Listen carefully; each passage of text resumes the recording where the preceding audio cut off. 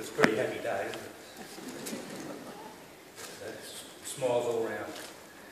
Well, I'd like to acknowledge the Council, the Chancellor, the Vice-Chancellor, Lincoln University staff, you lot, graduates and diplomats. Your proud families that are here to help you enjoy the day. And I acknowledge my own farm help over here, who have been with me on what's been a pretty long journey, actually. I've been given the opportunity to sort of say a few words, and I'm going to say them to you, and I'm going to say them to the university. Because I've grown to a great age now, and that's all we can do at our age, is to give advice to others. Of course, we're pretty useless at doing anything else. There are two issues of many I could talk about. But the two issues I think that you're going to confront, whether you come from New Zealand or whether you come from another country or whether you work offshore, there are two major issues. And I must say that I had no collusion with the Vice-Chancellor when I prepared those notes this morning, because it's about the same thing, really. In New Zealand, you'd be pretty blind if you didn't know there was a big debate about land use, intensified land use and water quality. That's a pretty privileged debate to have, because we're all pretty well fed. Around the world, the debate is about land use and food production. I worked overseas in another country and suggested that we should look very heavily, as we were designing a dam, at the environmental flows that needed to be left in the river to look after the wildlife in the river. And the chap I was working with from the country said, we'll fix up the hole in the ozone layer after we've fixed up the hole in the belly. So there are situations offshore about food security. We've got to produce 50% more food than we're producing now. That's more food than we've ever produced from the time that human civilization started agriculture. These are serious times, and Lincoln University graduates are going to have to play a part in that amongst many others. So demographics, the world population, food security, emphasis on protecting the environment, these are the issues. These are going to come to us before climate change.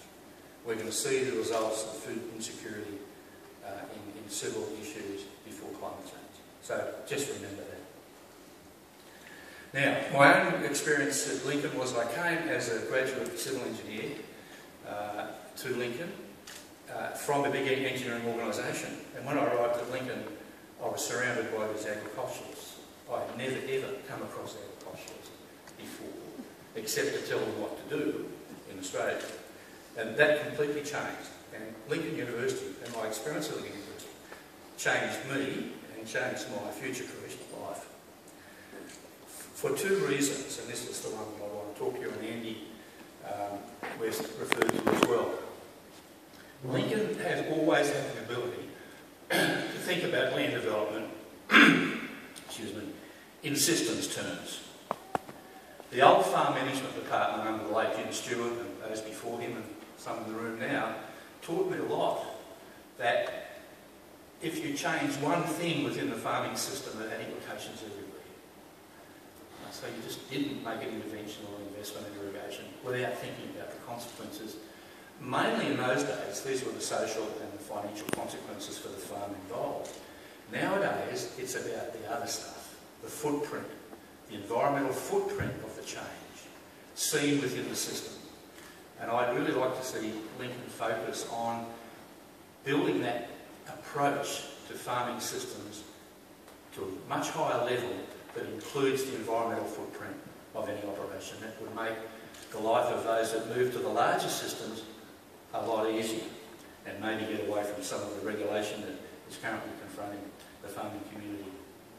The other system, of course, is where the farm sits within the catchment.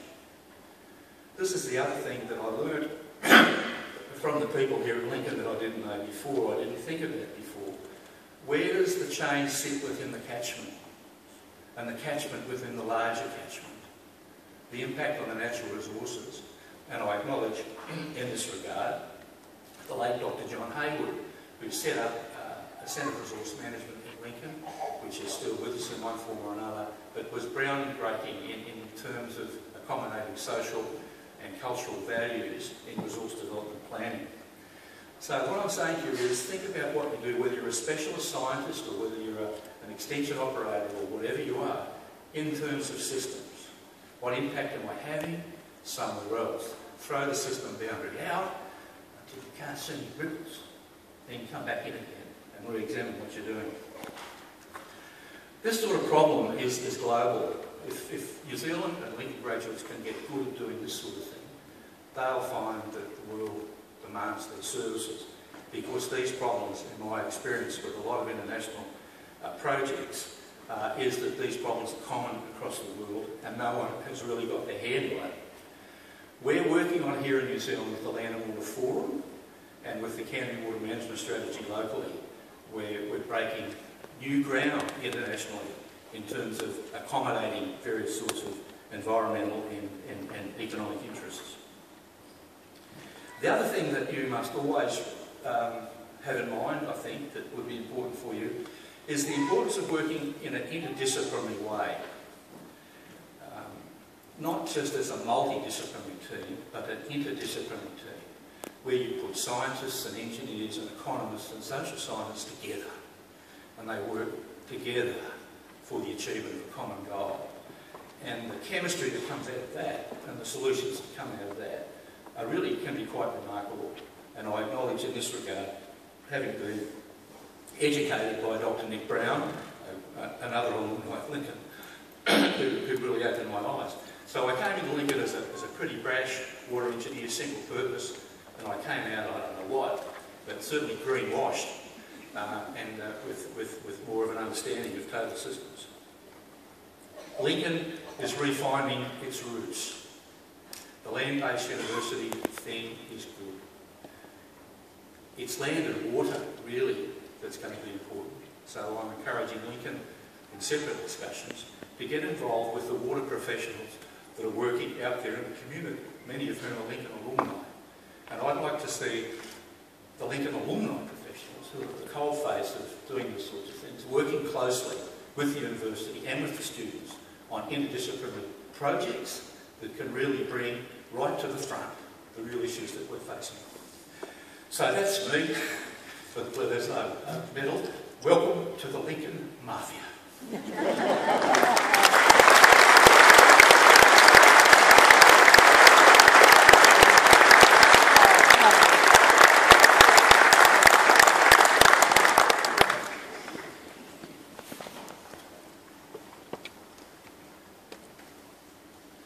So, I call upon the Dean of the Faculty of Environment, Society and Design